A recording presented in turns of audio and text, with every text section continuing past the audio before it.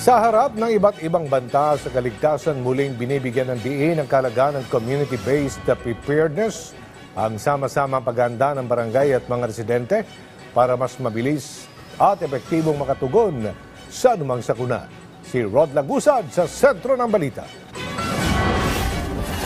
Sa paghahanda sa banta ng mga kalamidad, ito man ay bagyo, lindol o iba pa, hindi sapat na umasa lang sa forecasting o pagbibigay babala. Ito ang binigyang diin ng Department of Science and Technology. Dapat nila kasabay nito ang community-based preparedness o pagiging handa ng komunidad. Paliwanag ni Secretary Renato Soldum Jr. sa pamamagitan nito, mas mauunawaan ng publiko ang dalang panganib ng mga kalamidad dahil mas nalilinaw kung ano ang dapat na tugon sa bawat babala na inilalabas ng ahensya ng gobyerno tulad na lang ng Pag-asa o PHIVOLCS. You have to go down to the community, talk about alert level of volcanoes, talk about warning systems for tsunami.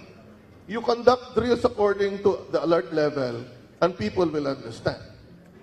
But it has to be repeated.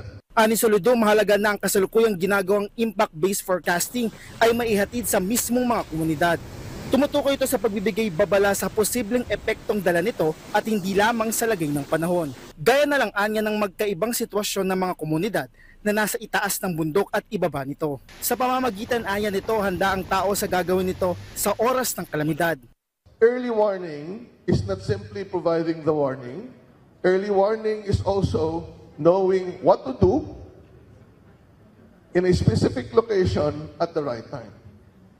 And that is the human-centered forecasting. Sa tulong nito ay mas magiging epektibo ang pagkikayat sa publiko na sumunod sa babala o mga paghahanda na ginagawa.